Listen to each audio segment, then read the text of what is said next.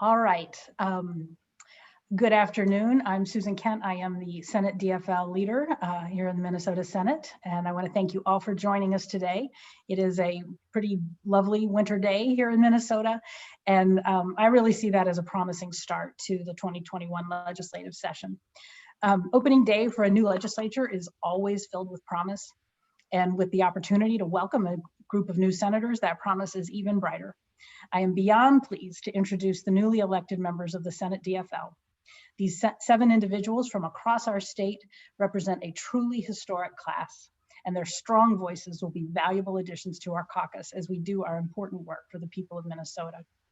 It is my privilege to introduce them to you now briefly, and you'll have a chance to hear from them in a very few minutes. In alphabetical order, I'll present Senator Omar Fateh, who represents Minneapolis, Senator Johnson Stewart of Wayzata, Senator Mary Kanesh from New Brighton, Senator Jennifer McEwen from Duluth, Senator Erin Murphy right here in St. Paul, Senator Lindsay Port representing Burnsville, and Senator Eric Putnam from St. Cloud. I will point out that Senator Fateh is the first Somali American elected to the Minnesota Senate, and Senator Kanesh is the first Indigenous member of the Minnesota Senate as well. So this truly is a historic class. We should also note that there are now 6 members of the People of Color and Indigenous Caucus in the Senate DFL, and our caucus is now 40% women. So it's really worth acknowledging that we continue to better reflect the people of Minnesota as we do their work. These talented and dedicated individuals bring a truly diverse collection of experiences and perspectives. As has been true of the Senate DFL caucus, we have members from urban, suburban, and greater Minnesota communities.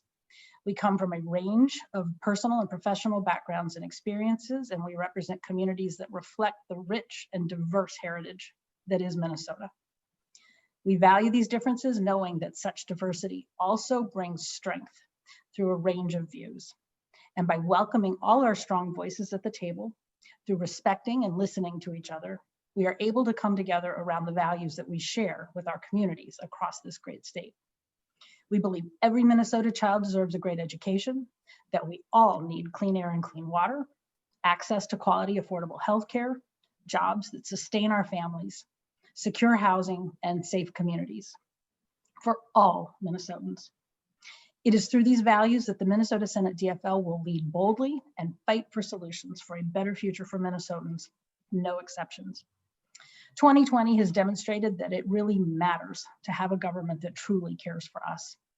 Together, using facts and science, we can ensure that we all have what we need, not just to survive, but to thrive, to make sure families have access to the tools they need to get through this pandemic and come out even stronger.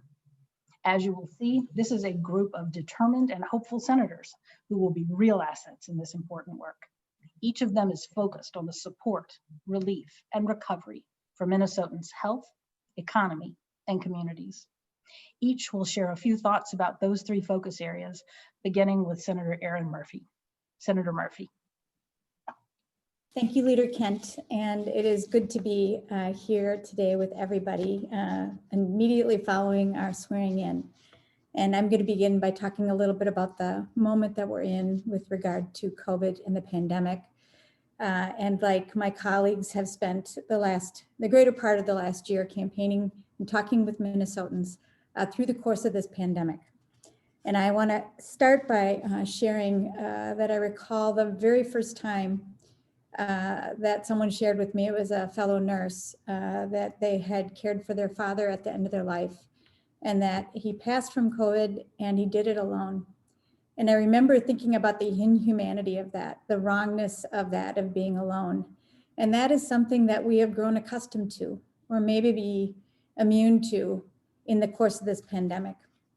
We are experiencing untold losses of life and livelihood, and we haven't really been able to begin the process of grieving or acknowledging what we've really lost, and we won't until we extinguish the virus.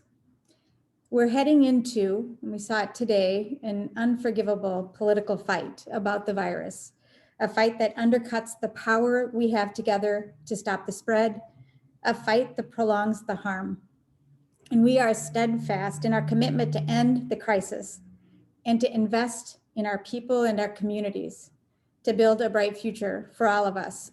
We are determined together to build a healthcare system that cares for all of us, regardless of our region or our race, our wealth or employment, our age or our gender.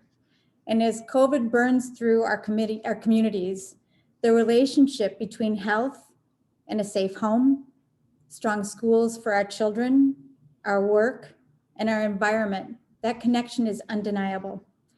As we heal after this crisis, we are committed to revenue and to investment in our people, in our communities, to repair the damage that we've experienced, and to build a strong and a healthy future for everybody in Minnesota. And with that, I'll turn it to Senator Jen McEwen. Thank you, Senator Murphy, and thank you, Senator Kent as well. And thanks to all of you for joining us today. We're really I know all of us are really delighted to be here talking with you.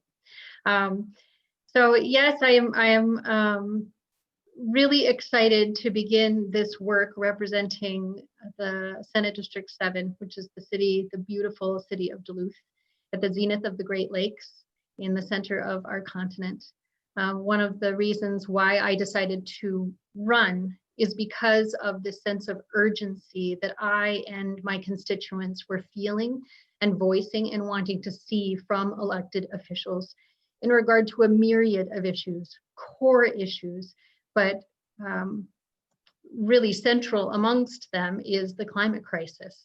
We are not only right now living through this pandemic and working our way through it, but we have begun now to experience the climate crisis. It is upon us, it is here.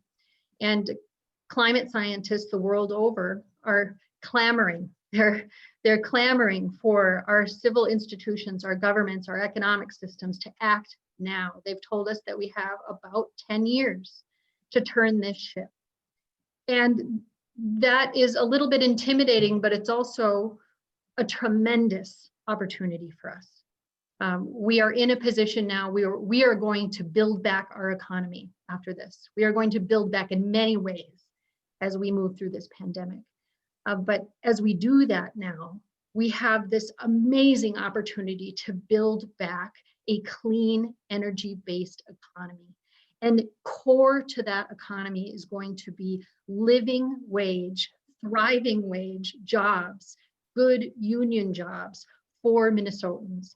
Jobs where people can support families, jobs where people will be able to contribute to their communities, and communities both in the metro and in the suburban areas and in our rural areas in Minnesota will be able to thrive. This is just an opportunity that I'm really excited to get to work on with all of my colleagues, and excited to explore and get moving immediately on this project. And so as we move forward into this new era, which is what it truly is, we're moving into a new area of change. I think all of us are really feeling a sense of that, and a sense of tapping into this new politics of care, a politics of caring for one another, and what that's going to mean. So central to that will be building back a clean energy economy that is going to put us in a better place than we were before the pandemic, and that is going to set us up for a bright future. So I'm going to go ahead and pass this on to my colleague, Senator Omar Fateh. Thank you, Senator Jen. And I'm really happy to be here with all of you and swearing in with an incredible, awesome freshman class that's really hungry to fight for that change that we're seeking. I'm really energized, and it's really energizing to see the possibilities that we can create together. So thank you so much. My name is Omar Fateh, and I'm the state senator for District 62, which is in South Minneapolis. And our district has been hit hard this year by the COVID-19 crisis, as well as the unrest following the murder of George Floyd. It is our task to rebuild, and that means guaranteeing high-paying jobs to the workforce of South Minneapolis, but also statewide. It is not enough just to offer folks the bare minimum. We need long-term, living wage jobs to revitalize our communities. Throughout my work at the Senate, my goal will be to ensure that every Minnesotan has their basic needs met, that they can find dignified, gainful employment for a livable wage with benefits, so that they can support their families and work towards a secure retirement. Our residents here in District 62, like many Minnesotans, have been struggling since before the COVID-19 crisis, and we just cannot afford to return to the status quo. Our district, our constituents have too much debt. They cannot afford housing, and they live at risk of medical bankruptcy. The COVID crisis has tested us all, but it also presented us new opportunities to create a brighter future. And my promise today is that I will keep fighting until every single resident in Minnesota has their basic needs met.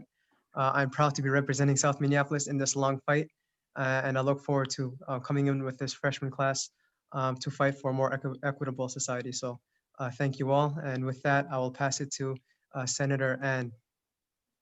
Thanks, Senator Fateh. I appreciate that. Hello, everyone, and thank you again for joining us today. My name is Johnson Stewart, and I'm newly elected to serve the cities of Woodland, Plymouth, and Minnetonka.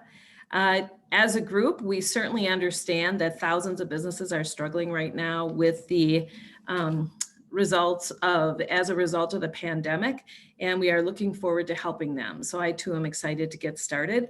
I am a business owner myself. I employ about 30 people, and I personally have experienced many of those same struggles, including sick employees, quarantined employees, loss of work, frankly. We've had cash flow issues, and so I really understand, as do many of my colleagues here, what business owners are going through.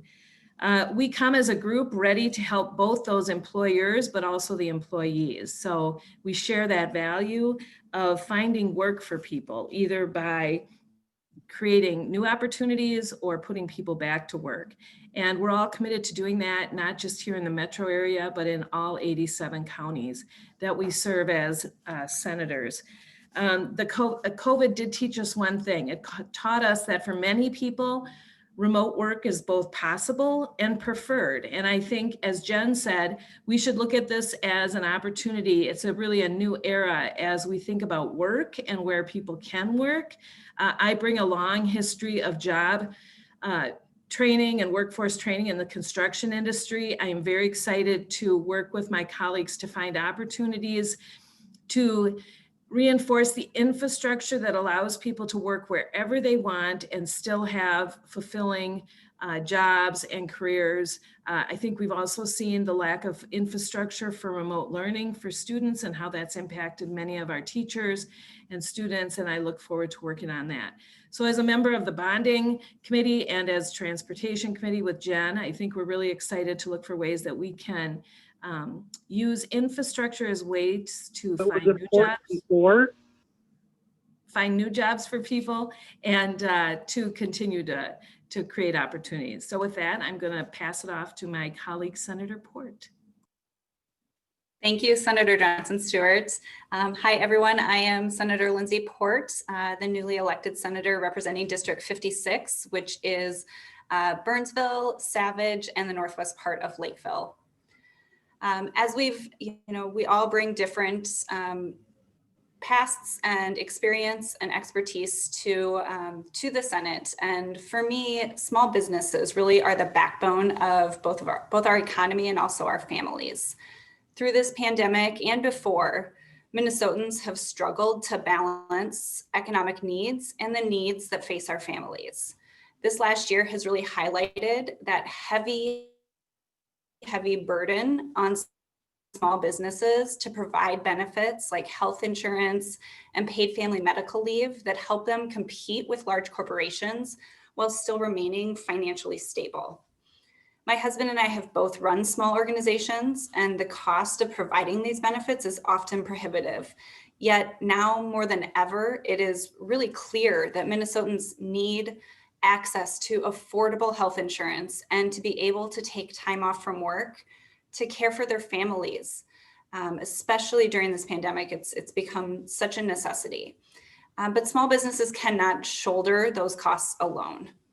It is past time for a path to a Minnesota Care buy-in for all who want to, especially small businesses, to be able to provide that for their employees. And also a statewide paid family medical leave program.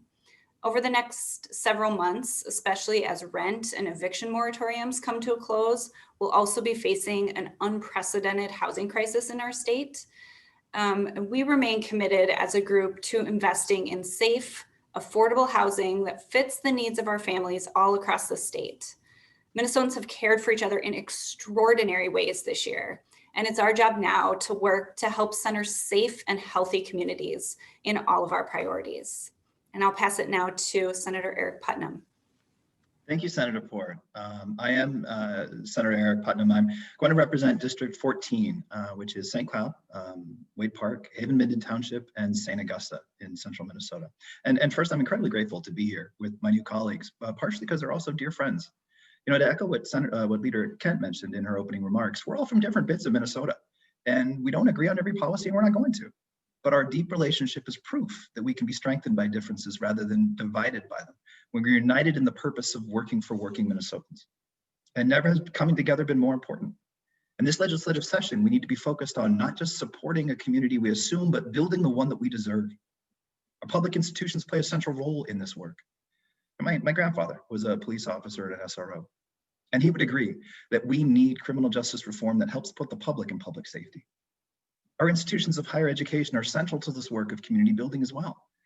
As a professor and as a member of the Higher Education Committee, I will work on initiatives that make post-secondary education accessible to people of every background, in every community. Higher ed can be an active force in building lives, building our economy, but also building our community. So now to talk a little bit more about education, perhaps, and her priorities, I'd like to introduce my friend and colleague, Senator Mary Kanesh. Well, greetings, everybody. It's good to see the faces that are on here that I've known before. I'm Senator Kanesh, a 4-year veteran in the House, and now I've just scooted over to the, the Senate to serve my entire district, and I'm forever proud to be able to do that. I represent the communities of St. Anthony Village and New Brighton, Columbia Heights, Hilltop, a little bit of Spring Lake Park, and Fridley now. And it is my honor to join these other 6, as well as the full Senate on both sides of the aisle, to really make sure that Minnesota families are receiving the resources and the items that they need to succeed. As an educator myself for over 25 years, I have seen the ebb and flows, the progress we make when we invest in education in a really intentional, hearty way. And I've seen what it's like when we haven't done that.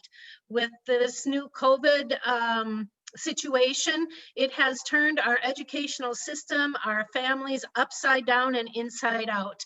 Just this fall, I completed my last quarter of school. I retired in November, and imagine what it was like for me as a library media specialist to ensure that every student in my school, over 900 students, had a device in their hands that was working, access to the internet, because we know that knowledge is power, and then also the ability to access the platforms that they needed to work with their teachers.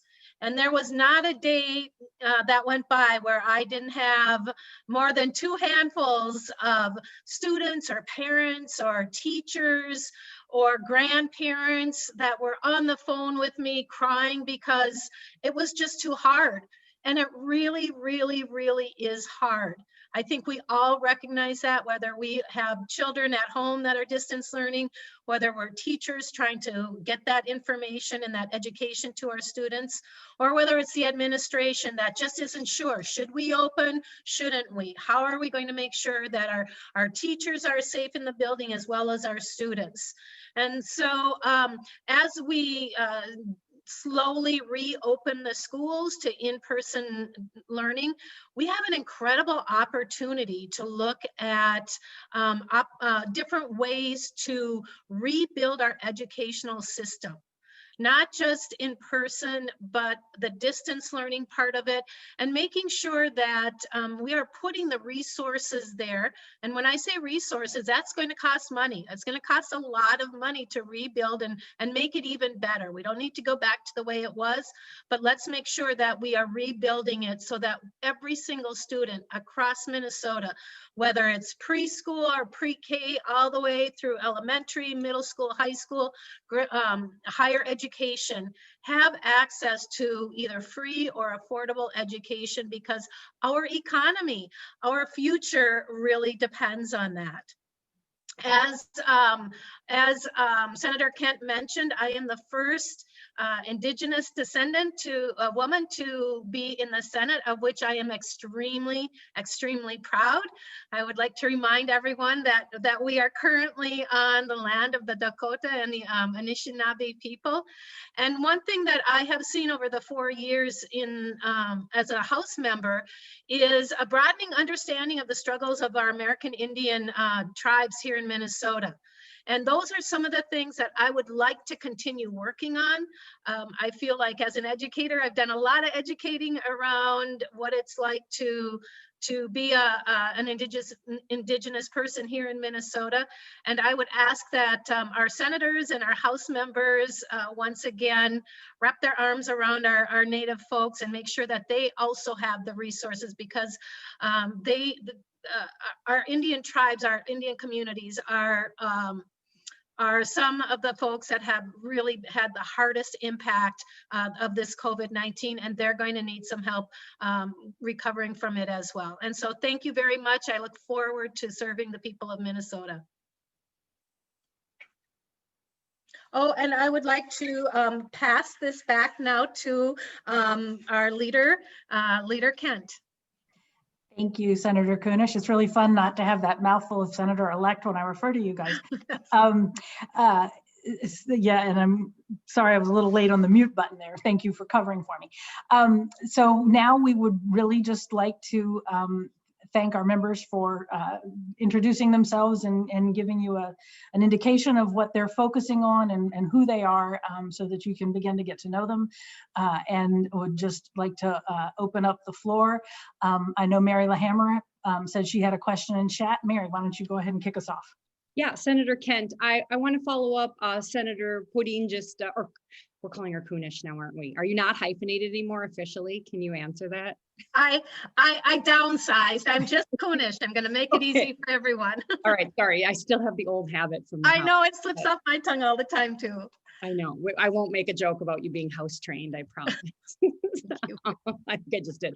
I want to follow up with you and Senator Fateh about the increased diversity. The Senate has kind of been the land of the old white man for a very long time. And this election is important. You just talked about the historic importance. So I'd love you and Senator Fateh to talk about the increased diversity and why that matters in representing the communities across Minnesota. Sure. I am a firm believer that stories can help make a difference. And I think that made a difference in the House when I shared the pandemic of our missing and murdered Indigenous women, and how we had the 100% support on both sides of the aisle for that task force. Some of the jurisdictional issues that our tribes have struggled with, other health issues and education issues. These are things that my House members and many of the senators had no idea were some of the struggles that our Native American communities have dealt with. And oftentimes we've been told, you know, pull yourself up by your bootstraps. But if you don't even have those bootstraps to pull yourself up with, and nobody knows that, the expectation can be very different.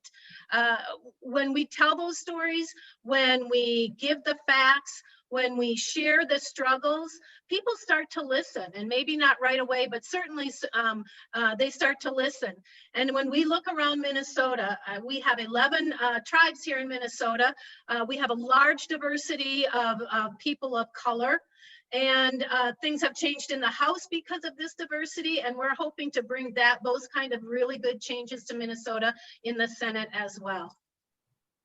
And maybe Senator Fateh, what would you like to add?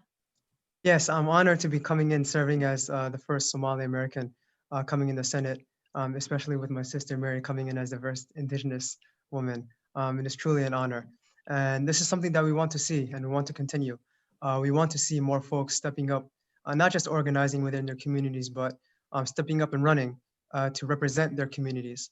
For example, when you look at every issue, communities of color are the ones that are being largely neglected. Minnesota is one of the worst states in terms of servicing our communities of color in education. We see police brutality persist and Black and brown bodies being murdered. And we need voices that come from these communities that understand the struggle and that are suffering to come in and represent those voices so that I think people will listen. And that's why I was elected. That's why I was brought here. And I believe that's why Mary was brought here also. So we're going to keep up the fight and we're going to do everything we can to fight for that working class message that encompasses all communities, right? Whether it's the Latinx community, the East African community, the Indigenous community, we all struggle with food insecurity. We all struggle with our public education being underfunded. We all struggle with seeing our wages stagnate while rent's increasing, right? The working class message speaks to all of us. And that's something that I want to make sure that I carry on with me in this fight. Thank you. Another question? Either in chat or speak up. You're not usually shy.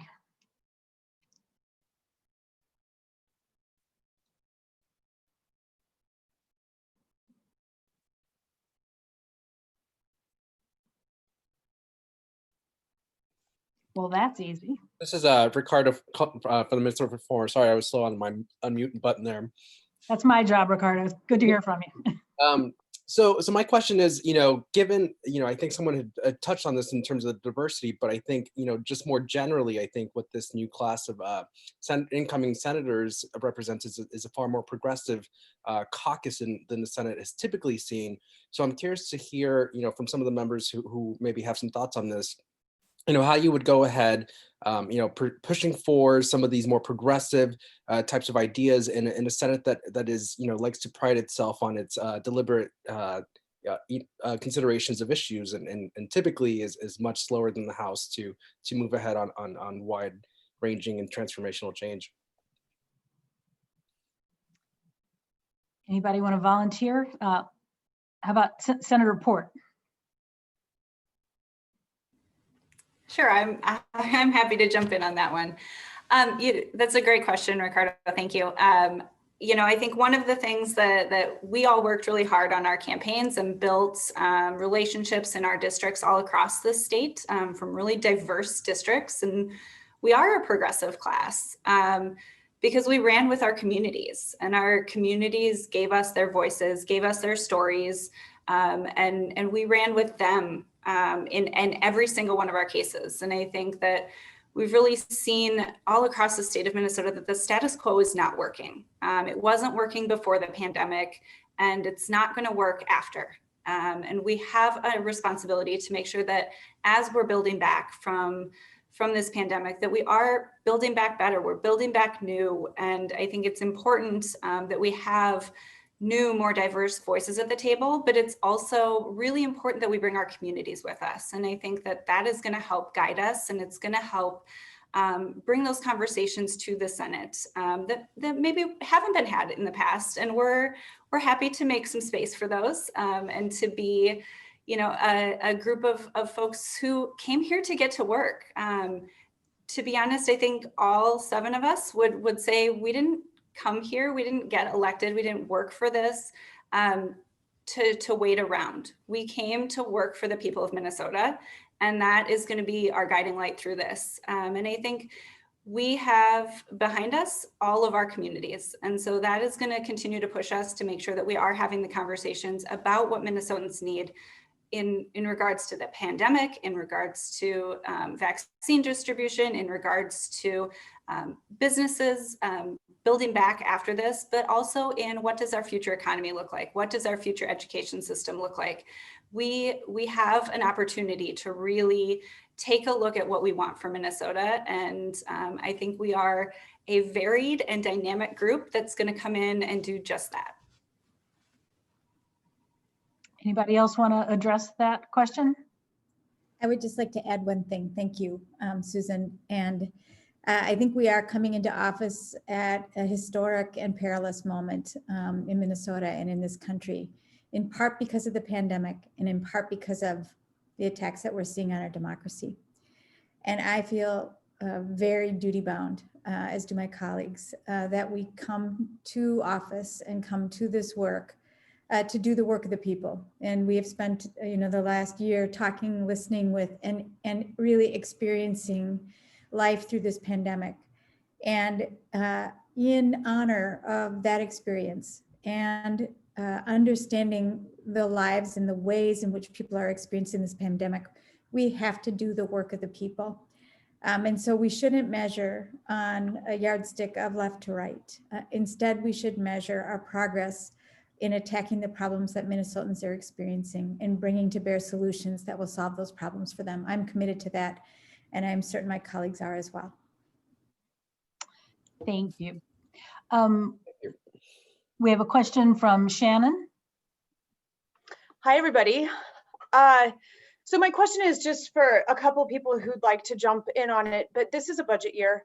And as of now, there's a 1 billion-ish shortfall. We'll find out more numbers later, but chances are there's not going to be a lot of money to do new things with. So how are you thinking about that problem right now? Senator Murphy, why don't you start with that one? Thanks, Senator Kent. And thanks for the question, Shannon. Back to my earlier point, our job here is to work for the people of Minnesota. And they sent us here to make sure that our kids are getting a great education, that we have healthcare we can count on, that we have a safe place to live. And so when we think about the budget and the work in front of us, we should be using this process to make sure that we are advancing those goals. And part of that is about balancing that budget. What I learned in 2013 and 14, when we finally, after a number of years, balanced the budget, is that it took revenue. And it took the courage, I think, of a legislature to recognize that we were not going to balance the budget by making cuts over and over again. And when we did that in the years prior to 13 and 14, we continued to experience deficits as a result of that effort to balance the budget and during the Great Recession. Minnesotans are experiencing this pandemic in horrific ways. And if we want our kids to catch up, we're going to have to invest in our schools. We can't simply go back to school and say, everything's going to be fine now, because our kids have lost something. And we're going to have to invest in the summer school and additional efforts to make sure that they are able to catch up. So I think we have to set our goals based on what Minnesotans need from us and build our budget around that. And I would just add to that and say, one of the things that we really saw in the revised forecast is that this pandemic has not hit people equally. It is our frontline workers. It is our essential workers who are bearing the brunt of this. We know that unemployment is much higher among communities of colors. We know that unemployment is higher for women of color more than white women, but women. There are real disparities that are coming out of the pandemic, never mind what we had going in. And we know that there are a lot of people who've done quite well through this pandemic. A number of companies have profited handsomely. And it just, I think, goes to a basic sense of fairness that I think Minnesotans really understand, that in a time that is as painful and hard as this is on our kids, on our businesses, on our families, that, for some folks to be profiting while others are really struggling is just fundamentally unfair. And we shouldn't, whatever we end up doing, and there's a lot that's going to become available as we understand the federal fund situation, as we understand the forecast that we'll get before the final budget gets done. A lot of moving pieces still to sort through. but it's, you know, it's just so clear that when we have to make these decisions, for example, if we don't at least keep up with inflation, never mind the added costs for our schools that have come about because of the pandemic, that forces cuts at our school districts. I know my school districts have big budget cuts on their agenda in coming weeks. And then all of those costs, either get pushed onto property taxes of local homeowners and renters, or it comes back to them in terms of fees and cuts to really important services that will affect students disproportionately. So it's, you know, you can't pretend that that there's not just a real issue of values here and how we make sure that we're taking care of those who need us most as we move forward. Yeah, if I could, I'd like to add just a few things. So I'm a civil engineer and I have an expertise in road construction. And one of the reasons that I decided to run is my frustration with our lack of willingness as a culture, really, to invest in our roads and our bridges, but also in our sewer pipes, frankly, and our water systems. The last bonding bill luckily was passed last fall, and it did have quite a bit of money dedicated to local water drinking systems. And I think that's really important. I want to, I think it's time we have to invest in pipes. Frankly, I have been in those pipes. They are corroding. And if we don't start fixing our infrastructure, we can't, you know, engineers like to say, we can't kick that can down the road. We really can't.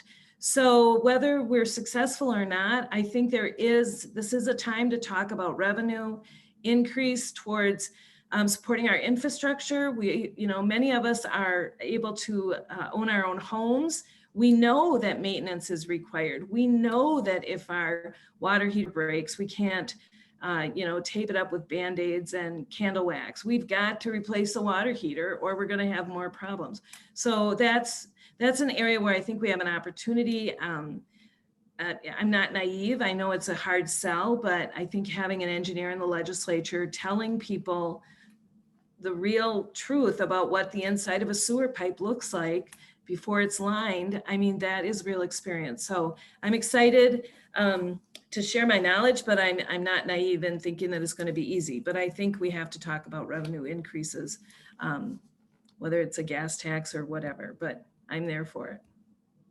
And all that work is jobs for Minnesotans, and that's a very important part of the equation. Absolutely. It's a triple win. It's jobs not only for workers, but every worker brings money home and they spend money. And then every construction job, whether it's vertical or horizontal, a building or a road, brings money into the local economy. They have to buy gasoline, they have to buy new tires, they have to buy product. It's a well-proven financial boost into a local economy. So that's one thing I hope to do with Jen on transportation and on capital investment. Next, we have a question from Bill Werner. Yeah, Madam Leader, and I think thank you for taking the question. And I think Senator Johnson Stewart, I do prefer Senator Stewart or Senator Johnson Stewart. I just so that we know at the beginning, Senator. Well, it's Johnson Stewart. So okay, that's the way you prefer it, and that's the way I will from this point. Yeah, thank you. All right, thank you, Bill. You brought up the issue of bonding, and Senator Bach has made a bonding proposal. And the question here is,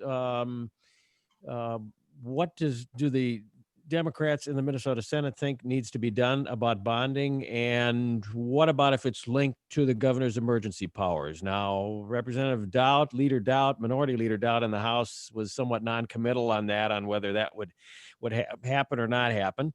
It happened last year. It could happen again this year. What is going to be Democrats' stance on this in terms of how they might approach the governor on possibly easing off some of his emergency powers? This, I think, is more a question for Leader Kent. Forgive me. No, glad to. Well, I would just say that when Leader Dowd tried to link the bonding bill to the emergency powers, I don't think that worked out particularly well for them. I think Minnesotans really recognized that those were two very important issues that needed to be considered on their own merits. And the legislature needs to do its job in both ways. We need to have a proper process to assess bonding projects and make sure we put together a bill that's not just centered on a number, but making sure that these are shovel-ready projects that we can get going pretty quickly and start making a difference in terms of putting people to work and getting those assets done in our communities as soon as possible.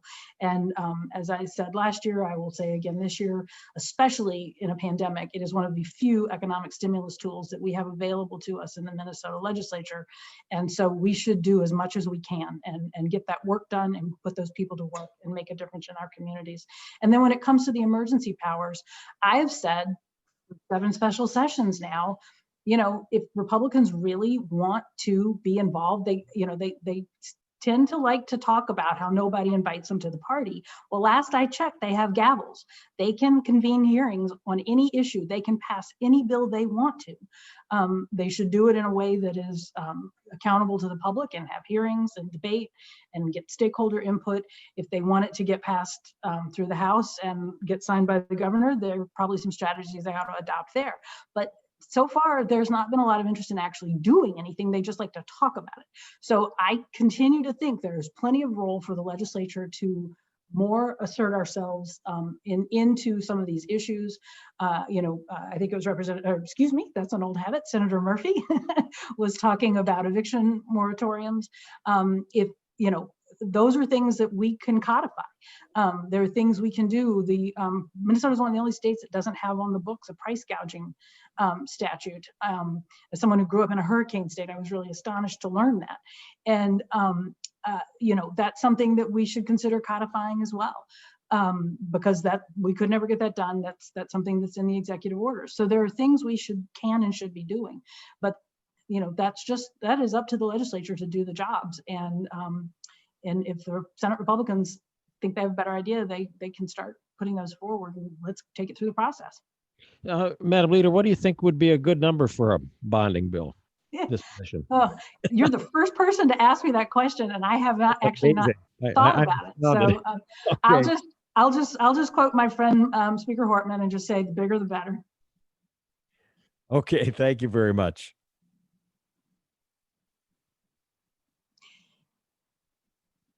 Anybody want to add to that, or do we have any more questions?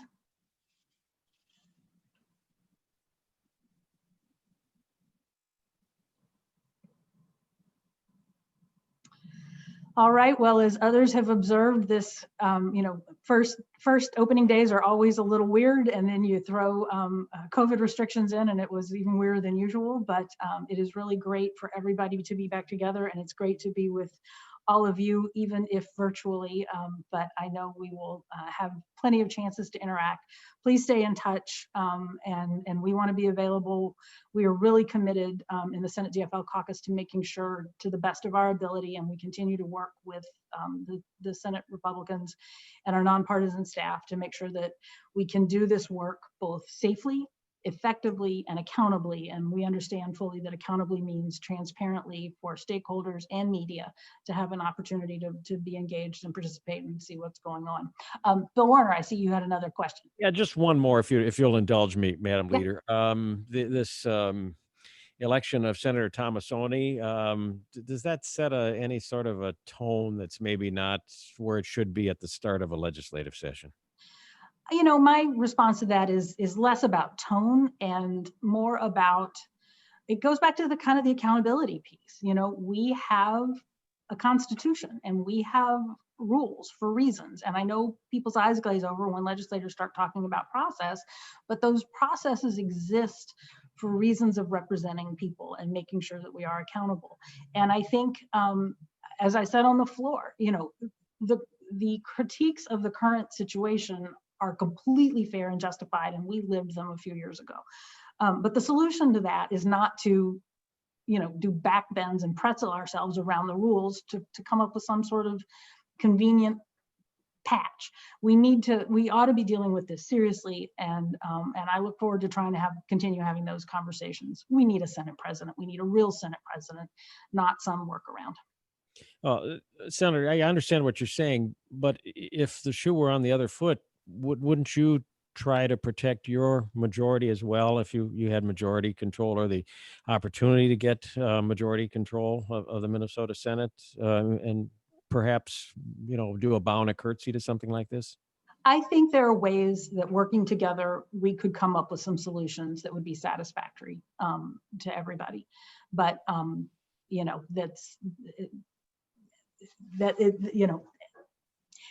we're not there today, but we'll see. We'll continue those conversations because we want to be obviously a functioning body in the Minnesota legislature.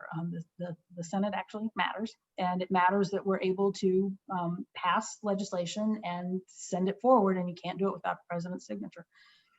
Thank you. All right. Well, thank you for helping us kick off this this very interesting session. Look forward to working with everybody, and I'm glad you had a chance to get to meet these wonderful folks who will be joining us on a regular basis. Everybody take care. Thank you.